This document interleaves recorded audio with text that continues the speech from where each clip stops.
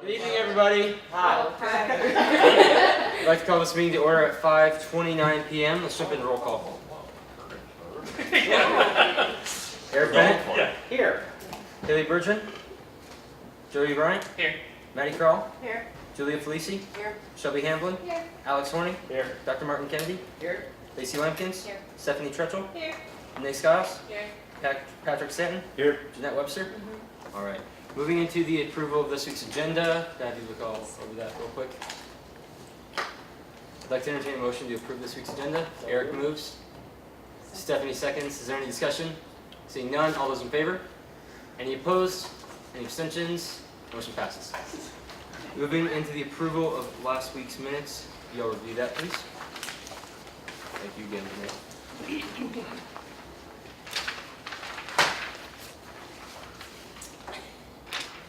I'd like to entertain a motion to approve last week's minutes. Maddie moves. Jeanette seconds. Any discussion?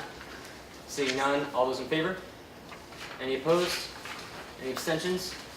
Motion passes. Moving into the reports for this week. I don't have any reports. Okay. BEC met yesterday to go over the 3 supplemental requests, which are the art gallery, the supply chain management, and then also the marketing trip that they're taking, and they approved all 3. The base funding increases that we're talking about with minimum wage or living cost increases actually has to go to the Board of Trustees for final approval, which will be in May. But they did approve that to push it up to the Board of Trustees. Thank you, Lacey. Joey? Moving into section 6, public comment first call. Is there any public comment at this time? Alex. So government approved the Constitution and bylaws for the hours extension, so that's something that we'll hopefully be bringing up to the board for the next meeting. Thank you. Is there any further public comment at this time? Seeing none, moving into section 7, old business subsection A, voting on supplemental funding request 1822, the Phi Alpha Theta Regional Conference, which is the History Club, in the amount of $4,179. Table is open for discussion.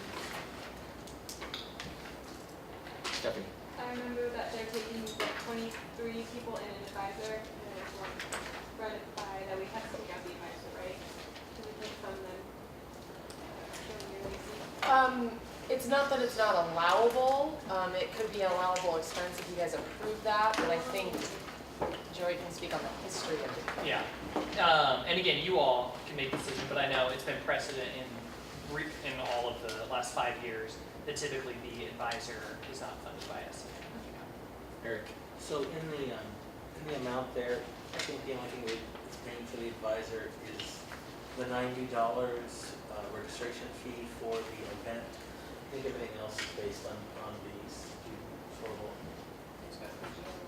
Yeah. Well, and that might be something that's Oh, and so reduce there and reduce which Dr. Farrell's advisor. Yeah. It's already part of it. So to have her work so.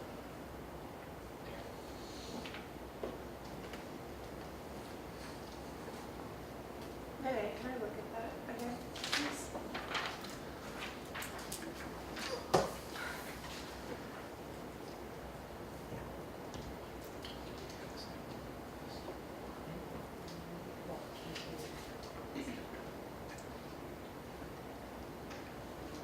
Oh, Maddie.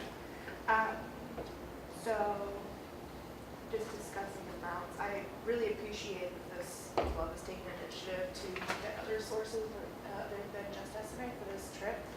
And as far as I can see, the only thing that is on here that I think we should deduct just for what we have been doing is the food. And I know we haven't been doing like paying for vehicle and stuff like that, but it looks, maybe Eric can answer this, but it looks like you guys are using a vehicle as a way to get there. Yeah, we're using the school's motor pool to Okay. go to school. Yeah. So as far as I can see, the only thing that, the only amount that I think would be reasonable for us to deduct would be the $1,536 for food, just to keep things fair. Julia. I thought we also were paying memberships either. Because how's it separated that their membership is 23 times $50 each, but it's separate from the conference registration? So is that like just a membership to be a part of the, yeah. I don't think we've been paying for that. Maybe I'll see open on it.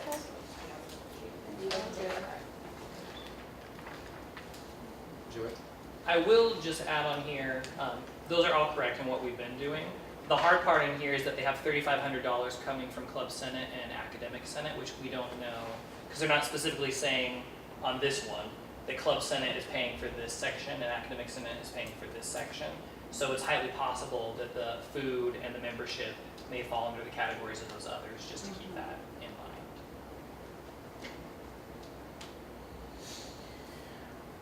mind.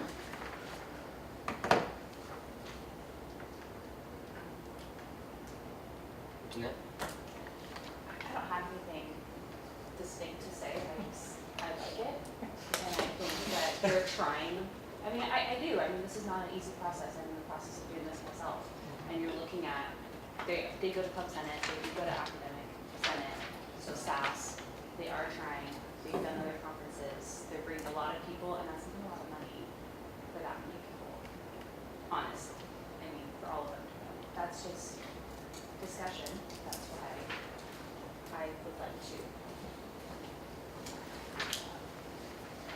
So I'd actually like to make a motion to approve it in the full amount simply because when you look at it with Club Senate and Academic Senate, they could very well be paying for those pieces that we would normally take out. If they were just requesting from us, then it would be well within our rights to take those pieces out.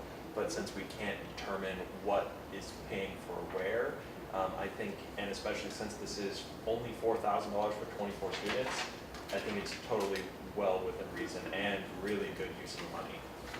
There's a motion in the full amount. Maddie seconds. Is there any discussion? Maddie? And I would just like to say, I just added up the amounts, minus the two that we talked about, and they're still requesting less than what we even have been left over from the 7,000, so I think that you're right, Alex. Any further discussion? Seeing none, all those in favor? Any opposed? Any abstentions? Motion passes in the full amount.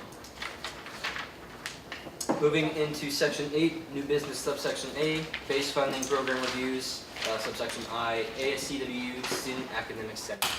Hello everyone, I'm back.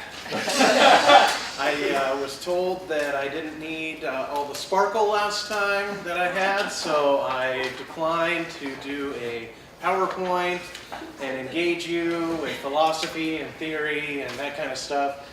I also know that these two budgets, which I'm going to speak about, Student Academic Senate and Student Government, are well known to this group. They've come up in discussions. So you have the printouts that were provided, and I think I would really just like to spend the bulk of my time answering any major questions that you have. I'll start by just giving a brief overview of the Academic Senate. You can see it's broken down in salary and wages, which includes payroll and benefits. There are no major changes in goods and services from FY17. A slight increase in travel, which is representative of clubs traveling. So that's a good thing. And then with the Board of Directors budget, you can see it is broken down into, again, salaries and benefits. No major changes there. Under goods and services, you'll see an outlier of FY17 programming shot up and the insurance shot down. That was a coding issue, and really the short version is that they all equal out in the end. And Lacey can verify that if you don't believe me. So, yeah. So, student staff for student government and prevailing wages, as well as officer pay, are listed on the back of the second page. And boy, I'll tell you, you all are either have been directly impacted or have been a recipient of the funding from both of these areas. The majority of the financial piece for the Board of Directors goes to support salaries and wages of officers who work extremely hard and staff members who work extremely hard. And last night at the public meeting, as Alex said, the officers have voted to increase their hours to 19, the president staying at 20. And I just have to say that it's a long time coming for that. I was in student government a decade ago, and we were putting in 50, 60-hour weeks sometimes, and so I'm glad that the board has recognized the value of the work that they're doing and the value of the work that the staff members put into ensuring quality programming, events, and more than anything, support and success for every student who walks through that door and every student that they come into contact with. Questions? Are there any questions? Joey? Joey, gosh. I'm supposed to keep under I 5. know, I'm timing. Yeah, good. I'm gonna make my question go longer. No, my question, and I don't know if you're gonna know this, because this is obviously before you were here, but especially knowing this coming up, with the board of directors' salary and wages, what was the increase? Because 14, 15, 16 looked fairly stable, right above or right below 80,000, and then last year it was 101. I don't have comparisons for the prevailing wages, Yeah. but my guess, and maybe Lacey knows, I'm not sure, is that the hourly wages went up and increased. That could have been an impact. I know that they're at 15 now, and I'm not sure where they were before your first year on student government. So, 17, when it went up to 100,000, one of the issues that we had was that not only or not an issue, but this budget includes all, I'm assuming that when you're saying board of directors, this is coming from the general budget that has all the salary and wages. Correct. That includes Yes. the Front front desk, public, yeah. Also, the 4 assistants that each board officer has. By the way, when I was on student government, I didn't have any assistants in my office, but hey, I think So, the more back in leadership your day- opportunities, the better. You Yeah, know? wait, can you say this back in my day? Back in my day, yes. But no, last year they increased the wages for the administrative assistants, which were at that point known as the front desk, and then also the public relations director was averaging 20 hours for the first quarter that he was with us. And so I think it ended up bumping up because the actual board of directors stayed the same the entire time, but it was all the other miscellaneous pieces that ended up bumping that up. Any other questions on these? Thank you very much. Thank you. Sweet. Moving into new business, section 8, subsection A, subsection double I, ASCW student government. Oh, Yeah. that's neat. That's me again. All right, yeah. See previous report. Moving into section 9, other business communications received. I didn't receive anything. Moving into section 10, public comment, second call. Any public comment at this time? Maddie? Alex, do you want to ask them about what we talked about at SHARE? Yes, I do. Okay, here's a quick question. Hypothetical, of course. I'm I'd sorry. be concerned that this is recorded. No. This isn't something that you would ever have to worry about, like a hearing or something. So we start with hypothetical. All right, I'll try to keep this short for everybody because that was awesome that we went through all that. Basically, we as club members are planning on requesting money at some point. The majority of the people interested in going to our national conference, which is called the SHRM National Conference in Chicago this year, the majority of the people going are seniors, which means that when they come back, they won't be eligible to be refunded, so they can't request from S&A, SAS, and Club Senate. However, we were looking at Marketing Association and how they got the college to front their money, so S&A is not actually reimbursing those individual students, it is reimbursing the College of Business. The question that we have is, if it is reimbursing the department, does that still allow seniors to go and be reimbursed if the college is fronting them, or does that mean that it's still because it is benefiting seniors that can't be done? Well, the question would be, when is the conference when they're still It students? would be during the summer, so we graduate. So it's after they graduate. Yeah, so we graduate in June, so we request in That's where the spring, problem graduate in is. June, and then go. So that pretty much a no. Yeah, Okay. I just thought I would Well, throw it out there to see if that's a having possibility. a one, but yeah. Well, the problem is fees are collected from students and are to be spent on students, and as soon as your status changes from student to non-student. Can we just tell them to like hold off on the? Well, if they all flunk their If they all final, want to take a class during if summer. they took, yeah, everybody signed up for one credit in the summer, they'd be student. But see, then we're having to pay for that credit, which actually is then more money than what we're requesting. But anyway, Maddie. Hypothetical. So, yes, Your Honor. if one of said members on the club is walking at graduation but is taking summer classes Yes. to finish, They would be would able that to be, Yeah. They would Yeah, be they'd still be a enrolled. student? That's kind of cool. Jesus, yeah. I wonder which hypothetical student this is. Not me. Alright, but yeah, that was just a question that we had for future people coming in, but also pertaining to us. And there was another question asked about if Oh, the music department. base funding. Yeah. Oh, The music department is, so the music department is an educational department. How do, but yet they, when they've come, they've said they get base funding from S&A, which is meant for non-academic related activities. How does that work? So it's their activity, they're not getting, base funding for academic credit. Okay, It's everything outside of the classroom. okay. So like for marching band, they're either traveling, so we're spending it on that, or uniforms, or something like that. So if another department has like events that they regularly hold where they're sending students, and it has nothing to do with academic credit, but it has to do with like professional development, they can come in and theoretically request base funding from S&A? Theater does. so that's something the College of Business could do? Yeah. Yeah. Okay.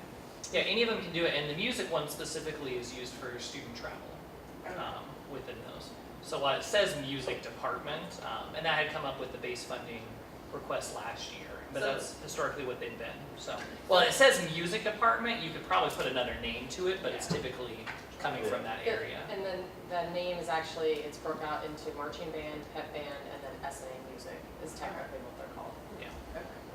Oh, and then last thing, this is the services and activities statement, I guess, for the decoupling. I went over briefly. I'm more than happy to go over it again if you want. I don't want to waste your time. But this is something that Leah over at Olympia, our legislative liaison, could definitely use when talking with the legislators to get support for this. So if anybody's interested in signing it, I think I have enough spaces for signatures. So I'm just going to pass that around, and if it comes For the back sake of the forward. fact that this is being recorded, do you want to read the statement? So it's Oh, on- sure. Services and Activities Committee statement. To whom it may concern, we are students on the Services and Activities S&A Committee at Central Washington University. As students that have worked with the S&A fees this entire year, we believe that CWU and by extension, Washington State as a whole, should have the option to adjust the S&A fees and tuition as separate entities and only as needed. Decoupling these two funding sources would give us, the students, more control over our financial stability for the foreseeable future. With our student population and higher education as a whole changing, we humbly ask that you consider supporting this bill with warmest regards, and then us signatures following. And my recommendation would be, so this is coming from the committee, not individuals, because especially the letter says from the committee, that you all officially motion to adopt or Support it. support, that's the word I'm trying to think of, yes. So, yeah, here. I would like to move that we approve Supporting.